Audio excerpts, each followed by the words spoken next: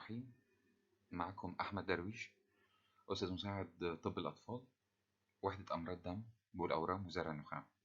إن شاء الله النهاردة نتكلم على ال bleeding tendency و how to interpret a bleeding profile. الكلام إن أنا عايز أعرفكم يعني إيه هيموستاسيس. هيموستاسيس هي قدرة الجسم على إنه يوقف نزيف عن طريق وقف نزيف بيحصل من وعاء دموي.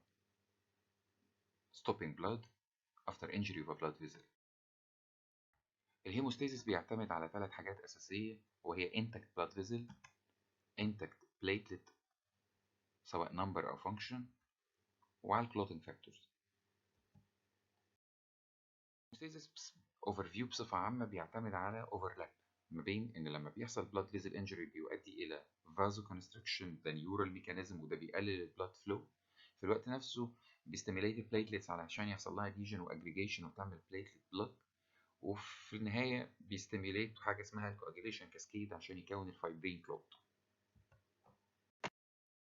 لما نيجي نعبر عن ده بشكل كرتوني هنلاقي إن وقت القطع في الوعاء الدموي أو في البلاد فيزل بيحصل vasoconstriction، يليه إن المكان اللي حصل فيه قطع البليتلتس كلها بتلزق فيه وتتجمع عشان بعد كده في النهاية تكون البلاد كلوت. الإلكترون مايكروسكوب هلاقي إن البليتلتس على سطحها ريسبتورز فور أدهيجن، ثم بعد كده في الجزء الأولاني ثم بعد كده على سطحها برضو ريسبتورز فور أجريجيشن عشان تلزق وتقفل القطع كويس، ثم يتخللها الفايبرين عشان يعمل مش ورك ويعمل فايبرين كلوت.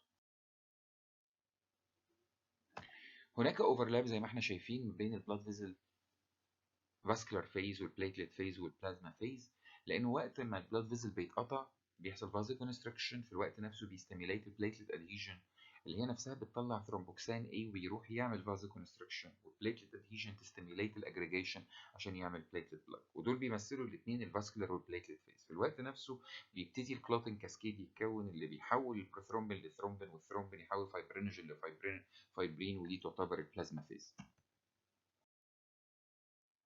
أسباب النزيف البليدنج تندنسي بصفة عامة بتتمحور حول حاجة من 4: يا خلل في البلاد فيزل، يا خلل في البليتلت نمبر، يا خلل في البليتلت فانكشن، يا إما خلل في الكلوتنج فاكتور. دي سيستميك كوزز اوف بليدنج. طبعا النزيف قد تكون حاجة من 3: يا إما نزيف خارجي وده بيكون هيماتوميسيس، ميلينا، هيماتوريا، بليدنج بالريكتوم، أو internal bleeding اللي هو قد يكون intracranial أو intraabdominal أو peritoneal يعني، أو ممكن يكون skin bleeding cutaneous bleeding اللي هو البيربرا والإيكيموزس. على الفرق بين البيربرا والإيكيموزس إن البيربرا هي نزيف جوه الجلد، أما الإيكيموزس فهي سبكوتينيوس، وعشان كده الإيكيموزس كتير ما بتكون ريز لكن البيربرا لا، إلا في حالة الأنافيلاكتويد. البيربرا لما تكون صغنطوطة قوي بالملي بتبقى اسمها بيتيكي. الإيكيموزس تكون عالية عن سطح الجلد اسمها هيماتوما.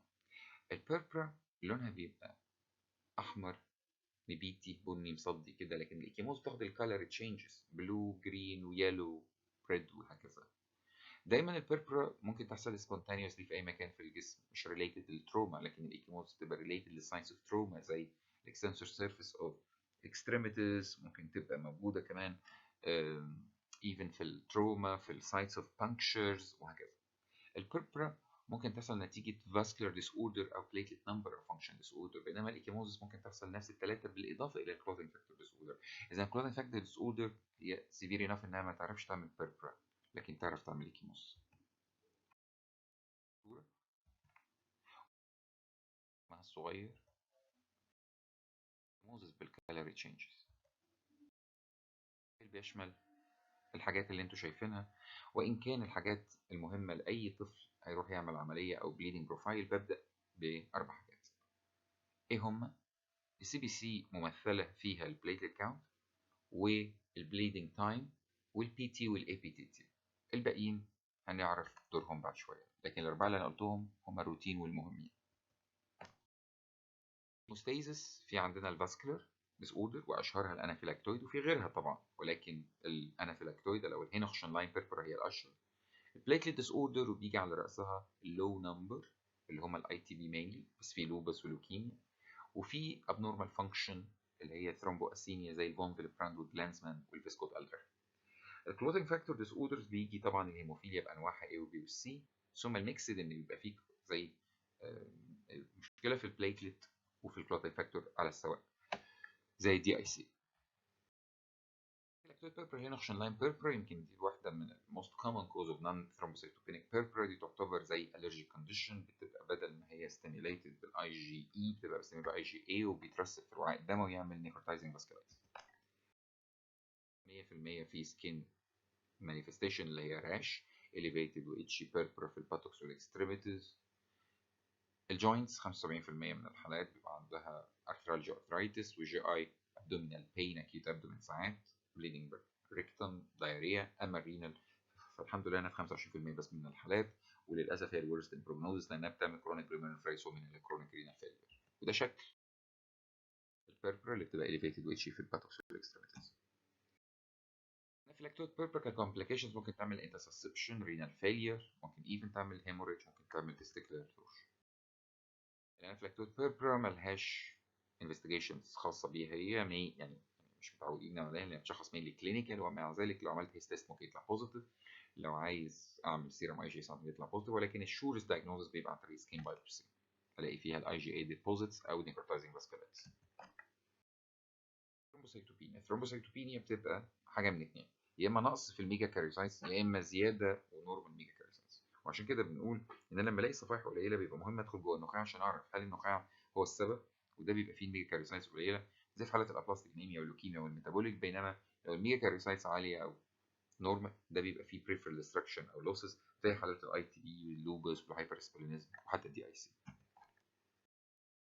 اي تي بي هي اوتو اميون بروسيس، وان الجسم دخله فيروس نتيجه برد، دي اشهر نظريه، وان الجسم تعامل مع الانتيجين ده بخروج انتي بودي او اوتو انتي بودي، والاوتو انتي بودي ده تعامل مع الفيروس في نفس الوقت يتعامل مع البليت، فبتعمل نظريه اللي هي الاوتو رياكت او بيسميها الكروس رياكشن، والانتي بودي ده بيمسك في البليتلت وبيعمل وبيلف في السيركيليشن لحد ما يدخل السبلين ويكسر في السبلين.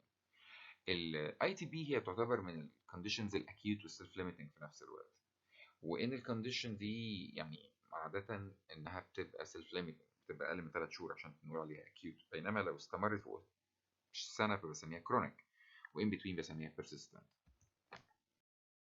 اي تي بي عاده البليتليت كاونت مش بس بيقل عن الطبيعي اللي هو 150,000، ده كمان عشان يديك سيمتومز بيبقى اقل من 100,000، وان البليتلتس اللي بيخرجها النخاع عشان يحاول يعوض بتبقى حجمها كبير وبتبقى شورتر ان لايف سبان، وده بيخلي الميجا كاريوسايتس تزيد وتبقى بروليفريتنج اكتر، وبيخلي فيه انتي بوديز في البلازما.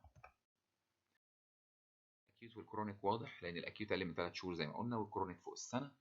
الكرونيك اكتر في الادلتس، الاكيوت اكتر في الاطفال. الكرونيك ميل وفيميل لا مش متساويين، الفيميل اكتر، بينما في الاكيوت الاثنين زي بعض. الكرونيك بيحصل في اي زمن، لكن الاكيوت بيحصل في السبرينج مع الفيرال انفكشن. والكرونيك بليتليت كاونت ممكن ادابتنج شويه من 40 ل 80 وبيعيش فتره زمنيه كده، لكن الاكيوت عاده بتبقى اقل من 40,000. الكرونيك مش ريسبوندنج قوي للعلاج، لكن الاكيوت بيبقى ريسبوندنج ويل. والبرزيستنس زي ما اتفقنا بتبقى من 3 ل 12 شهر، وهدف التقسيمه دي لان الاكيوت له علاج، الكرونيك له علاج، اما البرزيستنت فانا مخير اختار يا اما اكيوت يا اما كرونيك. دي ان هو بيكون الانتي بوديز وبيستقبل البليتلت على الانتي بوديز، ومش كده وبس، ده هو كمان بيطلع حاجه اسمها سبلين 1 و2 سبريسيف بون مارو، فهو الاي تي بي مش مجرد تكسير ولكن ضعف في التكوين. الانفستيجيشنز اللي بنعملها في حالات الاي تي بي بتتمحور حول البليدنج تايم. البليدنج تايم ده بيتاثر بالبليتلت سواء نمبر او فانكشن، عشان كده بنقول ان اي حاله بتنقص الصفائح لازم البليدنج تايم بيبقى برولونج. الحاجه الثانيه الكلوتنج تايم بيبقى وذ نورمال، هيستس بيبقى بوزيتيف، بليتلت كاونت قليله، ولكن لما اجي اشوف اختبارات مهمه هتلاقي الانتي بليتلت انتي بوديز، ولكنها مش بوزيتيف في كل الحالات فما اقدرش اعتبرها دايجنوستيك تيست. بينما البون مارو اسبريشن فبيبين حاجه مهمه قوي. الناس النورمال بيبقى الميجا كاريسايتس على سطحها من بره بادنج بروجكشنز، تمام، بالمنظر ده، ولكن في حالات الاي تي بي بتبقى الميجا كاريسايتس ما عليهاش من بره البادنج المتوقع. يعني احنا لو عندنا صورتين اللي على الجنبين اللي انتوا شايفينها على ايديكم الشمال دي هي الميجا كاريوسايتس without budding، بس الميجا كاريوسايتس اللي موجوده على اليمين هي اللي with budding. طب اللي ماهاش budding دي معناها ايه؟ معناها ان ميجا كاريوسايتس كانت بروليفريتنج بسرعه، فالبليت خرجت بسرعه، فده معناه ان في بريفر بليتلت ديستراكشن. طبعا ما اقدرش احلف واقول ان ده معناه اي تي بي، ولكن كل اللي معناه ان في حاجه بتكسر والنخاع بيحاول يعوض. تطلع بقى اي تي بي، تطلع سيستميك لوبس، تطلع زي ما تطلع باي اكسكلوجن. عشان كده دايما بنقول اي تي بي بتشخص باي اكسكلوجن، بس ممكن مستقبلا يثبت انها تبقى حاله سيستميك لوبس. يعني باي اكسكلوجن بقول انها اي تي بي، بس هي ممكن تثبت مستقبلا انها تكون سيستميك لوبس مثلا. الاي تي بي علاجها كتير قوي، ما بين كونزرفتيف ممكن ما عليكش خالص وده الاشهر، او ادي كورتيزون واميون سبريسيف، او حتى انترافينوس امينوجلوبولين او انتي ار اتش عشان يعني اكسر شويه ار بي سيز مكان البليتلت عشان امنع البليدنج الماسيف بليتلت فقط ترانسفيوجن في حالات الانتراكرينيال هيموريدج، بشيل طحال. تمام.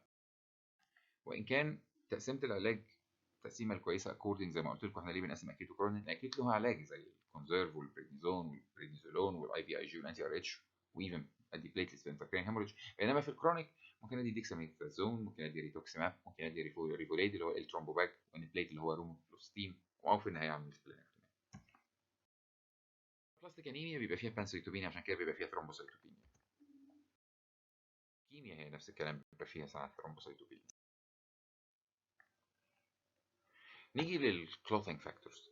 الكلوتينج فاكتورز بقى يعني هي فكرتها ان انا عشان اكون كلوتين حاجه من اتنين، يعني عندي باثوي اكسترينسيك وباثوي انترنسيك. في الاكسترينسيك باثوي بيبقى نتيجه ان في تروما تو ذا سكين مثلا، فحصل في اكتيفيشن لفاكتور 7 اللي هو بدوره بيأكتيفيت فاكتور 10 مع 5 وكالسيوم وفوسفوليبيد بيعملوا كبلازما ثرومبوبلاست. في الوقت نفسه ان لو حصل قطع في البلاد فيزل ممكن يأكتيفيت فاكتور 12 ثم 11 ثم 9 ثم 8 اللي هم برضه بيأكتيفيت 10 و5 وكالسيوم وفوسفوليبيد مع بعض، سواء من عن طريق الاكسترنسيك او الانترنسيك، بيجوا بقى في خط الوسط اللي هو ثرومبوبلاست، بيحول الثرومبين انتو ثرومبين.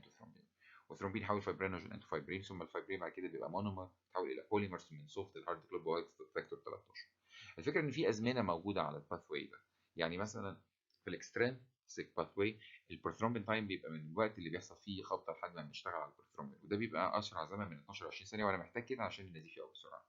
الاي بي تي تي او بنسميه الاكتيفيتد بارشال ثرومبوبلاستين تايم، ده الزمن اللي بياخده الجسم من اول ما يحصل اكتيفيشن فاكتور 12 حتى اكتيفيشن فاكتور حتى 8 بيحاول ياكتيفيت 10 اللي هو تكوين الثرومبوبلاستين، وده لانه بيحصل على خطوات فبنسميه اي بي تي تي. واحنا زي ما انتم شايفين في الصوره ان اي مشكله في فاكتور 8 ديفكت بيعمل هيموفيليا A، 9 بيبقى هيموفيليا B، 11 بيبقى هيموفيليا C. الزمن اللي بياخده الثرومبين يحول فايبرينوجين انتو فايبرين اسمه ثرومبين تايم، بيبقى من 15 ل 20، بينما الزمن بتاع الاي بي تي بيبقى من 25 ل 40 ثانيه، اطول شويه.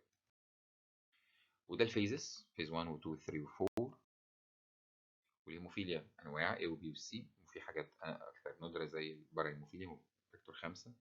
والفونفلبراند واحد من الثرومبو اسيني ولكنه ممكن ياثر برضه، وده حقيقين. الهيموفيليا ارحم حاجه فيهم اللي بيحصل لهم هيمو ارثروز، بيحصل لهم انكيلوزس في المستقبل وساعات أبس.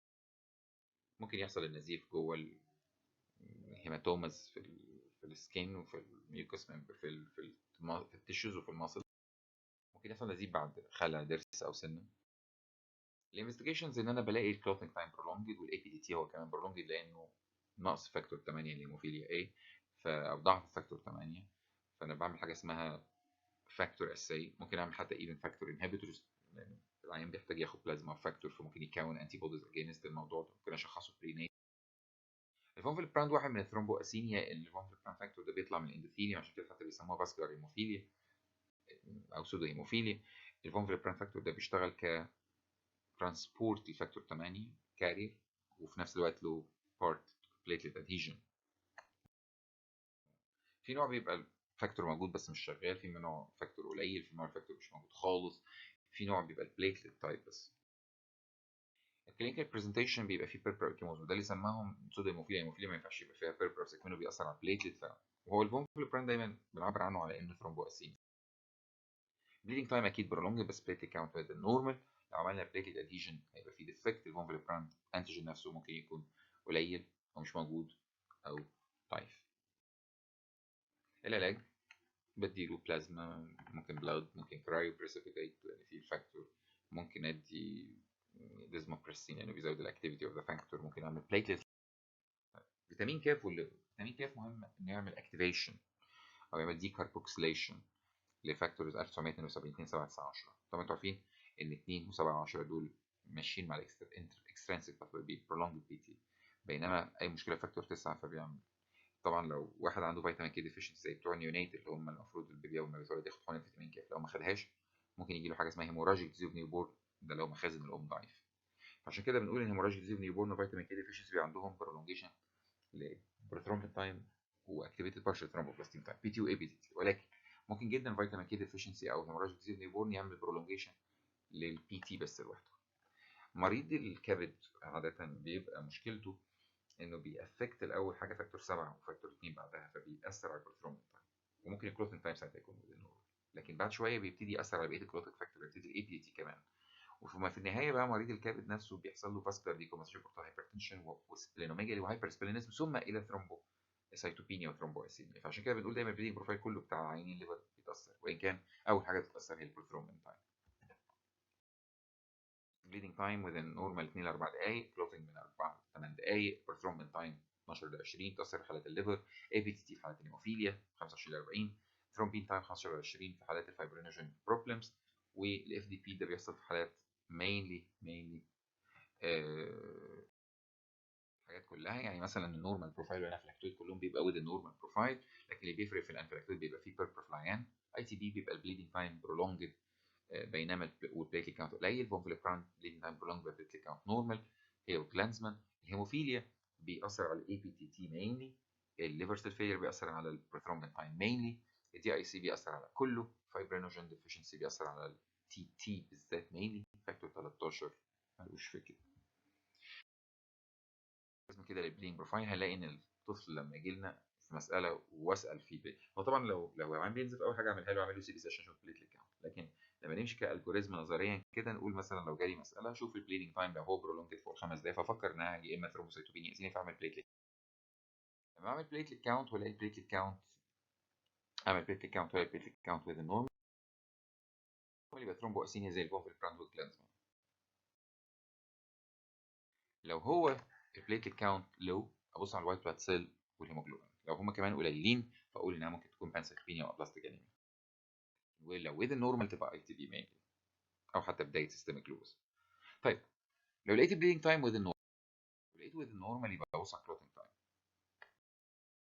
الكلوتنج تايم برولونجد تبقى في حاله ابص على الاي بي تي تي كمان على البي تي، لان لو الاي بي تي تي برولونجد والبي تي لا يبقى دي حاله هيموفيليا. طب لو لقيت اثنين برولونجد يبقى هي فيتامين كي ديفيشنسي اللي هي هيموراجيك ديزيز نيوبورن. طب لو لقيت الكلوتنج تايم وذ النورمال ابتدي اشوف البروثرومبين تايم لانه ممكن يكون لوحده برولونجد في حالات الليفر ديزيز. طب لو لقيت كمان البي تي نورمال بص على وجود بيربرا ولا لا، لان لو في بيربرا تبقى حاله انفلاكتويد بيربرا، ما فيش تبقى نورمال بروفايل. دي بعض الامثله مثلا لواحد عنده ميكوزال وسكين بليدنج. دايما الميكوزال والسكين بليدنج ده بيحصل في البليتلت تايب بليدنج، فلما نبص على المساله دي نبص على البليدنج تايم يطلع 10 دقائق فبرولونج بليدنج تايم، بينما البليتلت كاونت ويز النورمال 200,000 يبقى دي حاله ثرومبواسيميا. طب مين في دول ثرومبواسيميا؟ الفونفليبران ديزيز. المساله برضو في جلانزمان ثرومبواسيميا. عايز الفت النظر لان البوست سيركمسيشن بليدنج عاده بيحصل مع الهيموفيليا بالذات، بينما الجاسترونستاينال بليدنج بيحصل مينلي مع الليفر ديزيز. ولو طفل 5 ايام وجاله امبليكال بليدنج وعملت له البليدنج تايم نورمال والكلوتنج تايم وذ النورمال وعملت له البي تي طلع 36 والاي بي تي 35 يعني بي تي بس برولونج، ده اللي انا قلته ان الهيموراجيك ديزيز نيو بورد ممكن يحصل برولونج البي تي بس، ممكن يحصل برولونج البي تي واي بي تي. لما نيجي نقول طفل 7 سنين وكلينيكالي العيان عنده بيربر على اللور ليمس والباتوكس ومفيش هيباتوسبلينوميجالي ولا جنرالايزد ليمفادينوباثي ولا فيبر وابدومينال بين وارثرايتس وهيماتوريا، كل حاجه يعني ما عندوش حاجه من الحاجات دي، بس هو عنده راش وابدومينال بين وارثرايتس وهيماتوريا وصوره الدم سليمه، انا مش محتاج انفستيجيشن لان هو العيان ده بتشخص كلينيكالي.